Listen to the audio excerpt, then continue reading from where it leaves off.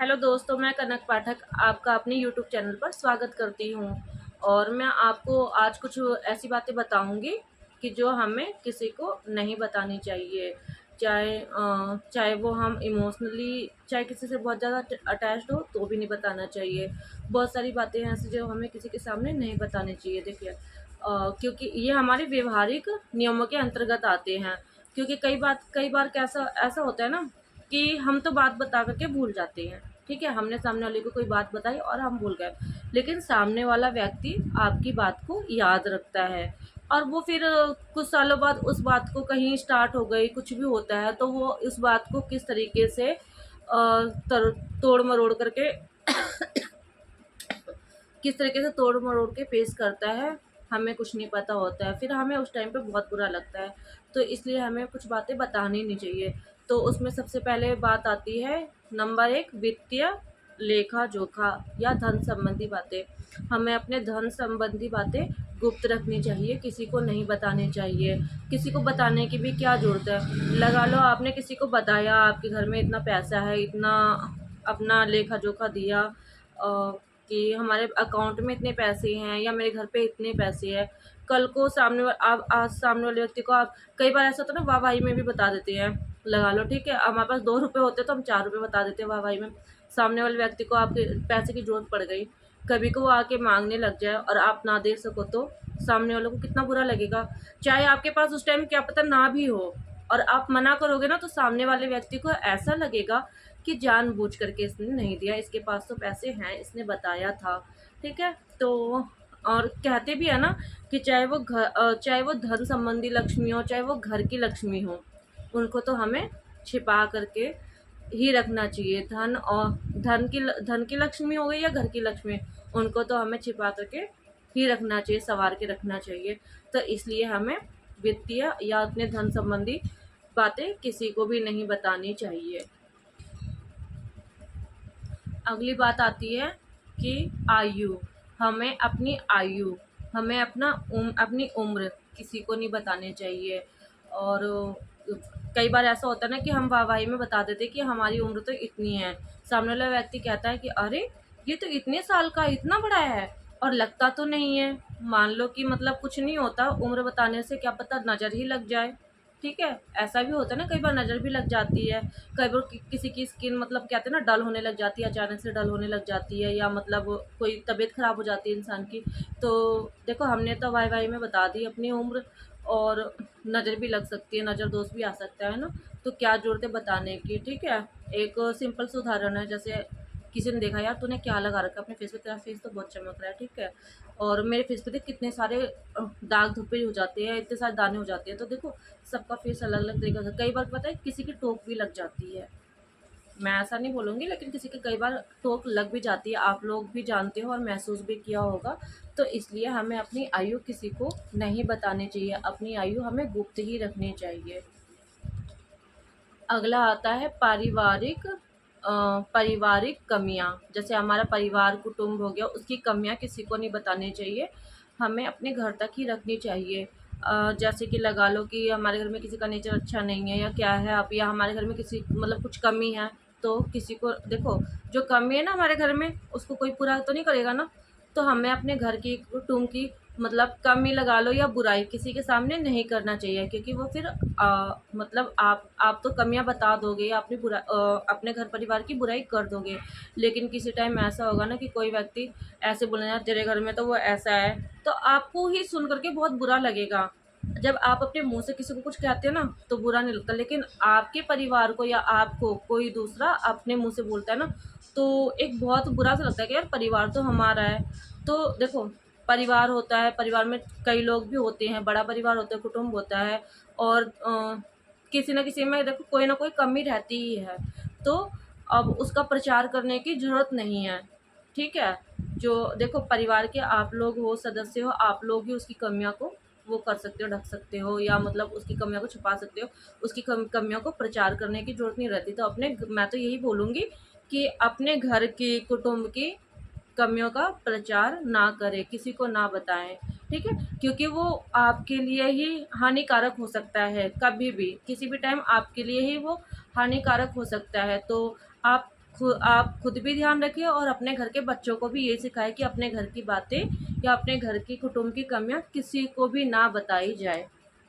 देखो, परिवार भी हमारा रहता है तो कमियां भी देखो, उसकी कमियां का भी जिम्मेदार कमियों का भी हम ही को ध्यान रखना चाहिए। ठीक है, परिवार हमारा है तो कमियां भी होगी, कुछ गलतियां भी होती है, तो उसको सबके सामने उजागर करने की जरूरत नहीं रहती है।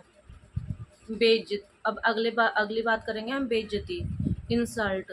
लगा लो कि हम कहीं गए, हमारी इंसल्ट हो गई, ठीक है, और हमें बहुत बुरा लगा। इंसल्ट होगी तो बुरा भी लगेगा, जाहिर सी बात है।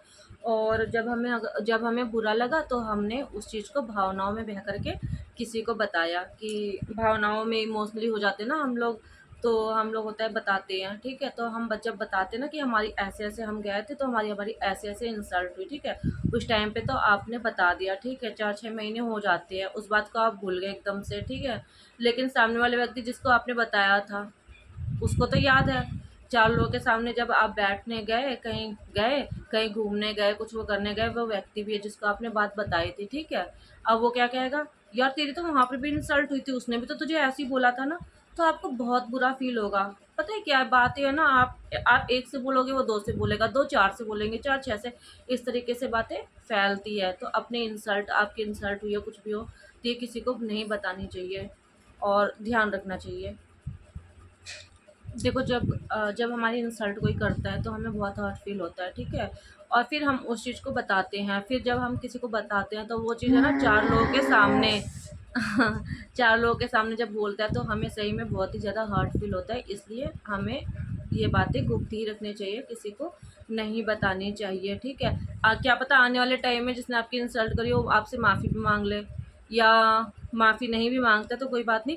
आप देखो, आपको जैसे बहुत ज़्यादा हर्ट भी हुआ है तो मैं ये बोलूँगी कि आप इस बात को ना परमात्मा के सामने रखें। 4 जने कुछ नहीं कर सकते ना, आप परमात्मा से बोलोगे तो वो सुनेंगे, वो सबकी सुनता है तो वो आपकी भी सुनेंगे। वो चाहे आपकी अच्छाई हो, बुराई हो, कमियाँ हो, कुछ भी हो, गलतियाँ हो, सब देखता है, सब माफ़ भी करता है, ठीक है।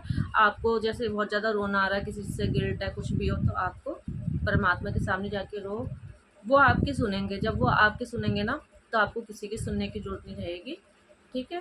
तो इसका आप ध्यान रखिए।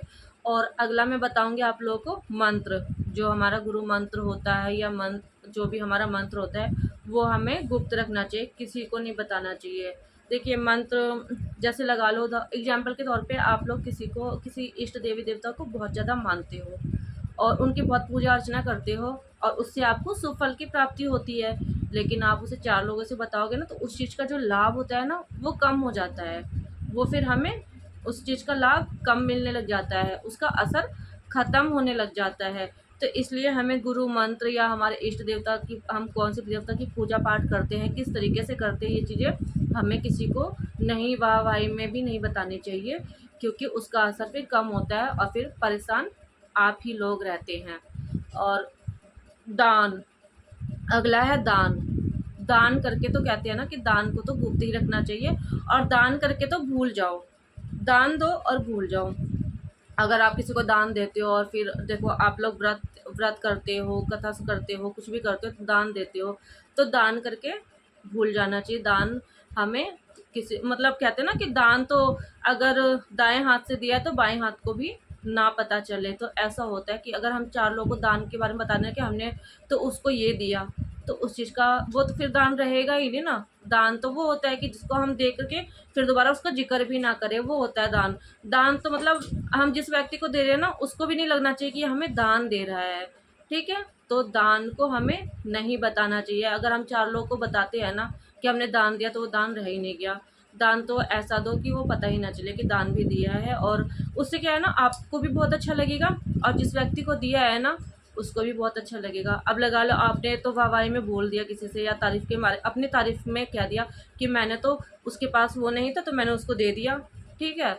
अब जब वो व्यक्ति सुनता है ना किसी के मुँह से कि मतलब उन्होंने ऐसे बोला, तो उसे बहुत बुरा फ़ील होता है। शायद वो आपसे ना भी कहे कि आपने क्यों बताया, लेकिन है ना बुरा फ़ील होता है। और नहीं बताना चाहिए, दान तो बिल्कुल भी नहीं बताना चाहिए किसी को कि हमने दान में कुछ दिया है किसी को, या ये दिया है, वो दिया है, कुछ नहीं बोलना चाहिए। दान दो और भूल जाओ, क्योंकि जो दान तभी हमें सुफलों की प्राप्ति होती है।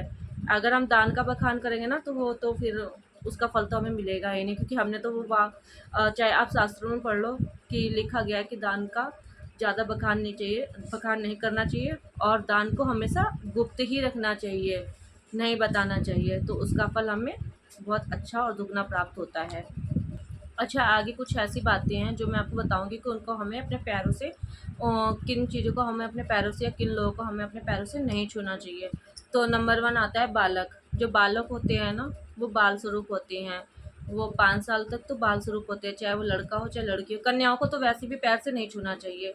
कन्याओं को बिल्कुल भी पैर से नहीं छूना चाहिए। नहीं तो फिर क्या है ना कि हमें उसका कहते हैं ना कि हमें नर्क में भी जगह नहीं मिलती। इसलिए कन्याओं को पैर से नहीं छूना चाहिए। नंबर 2 बालक हो गए, 5 साल तक के बालक होते हैं ना, वो भी बाल रूप होता है तो भगवान के स्वरूप होते हैं, तो उनको भी पैरों से स्पर्श नहीं करना चाहिए, बहुत बुरा होता है नहीं तो फिर।